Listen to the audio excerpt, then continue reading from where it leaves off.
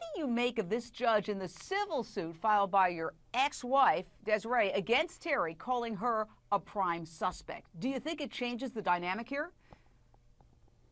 I don't think it changes it at all. I think it's probably just a language thing, and probably more of an overreaction, or we'll say reading into words that are just indicating things that I think we all already know.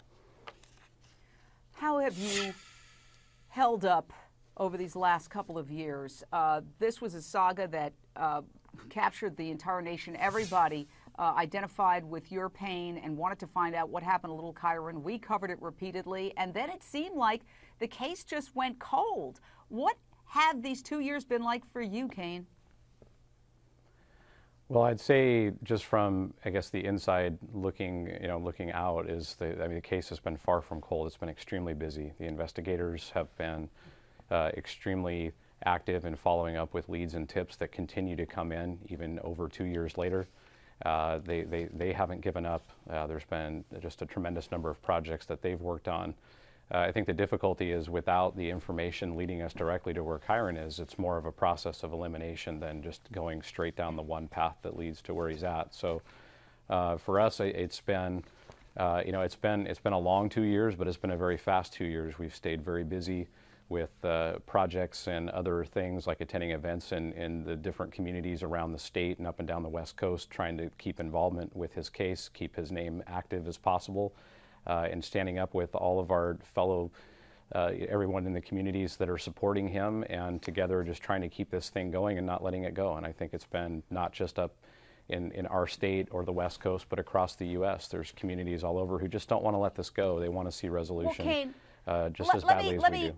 Let me jump in, because I know you're working very hard, but from the outside, it seems like, well, there was a grand jury, there was all of this sort of anticipation that something was going to break, and then nothing did break that has been publicly revealed. Let's recap and review what happened the day your son vanished, and then we're going to talk about why you feel that progress has been made, because from the outside we can't see it, and we want to bridge that gap. Kyron vanished from his school science fair on June 4th, 2010. His stepmother, Terry Horman, she's got the red hair, took him to school that day, and it wasn't long before Kyron's parents, biological parents, realized they didn't know if Terry had left him at the school or not. Listen to this. We know for sure that Terry dropped him off. That's what we know for sure. Okay, those are Kyron's biological parents. So here's how the day unfolded. Stepmom Terry Horman reportedly left the school at 8:45 a.m. At 9 a.m., Kyron is seen by another student.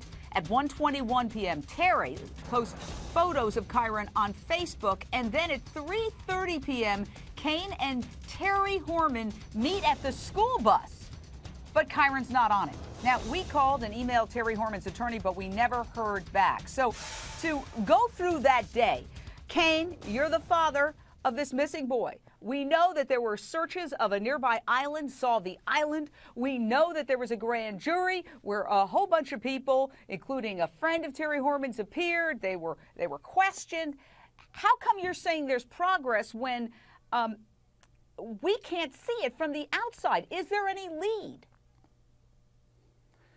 Well, it's tough to answer. It's all part of an ongoing criminal investigation, and the details really are things that we can't talk about. The investigators, while they're looking for Kyron, it's either a direct path there or it's a process of elimination to get there. And like I said, without the person knowing where he's at, coming forward with that information, it's extremely difficult to locate where he is. So they've been working leads and tips. They continue to do that.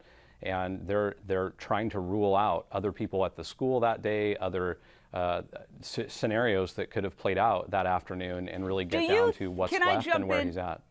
I just want to jump in. We're looking at pictures of Terry with the red hair and your son. Do you believe that Terry Horman, your estranged wife, and we're going to talk about your divorce proceedings in a moment, is responsible for your son's disappearance? He disappeared on her watch, so to speak. Yep, I do. I do believe that she's involved with his disappearance.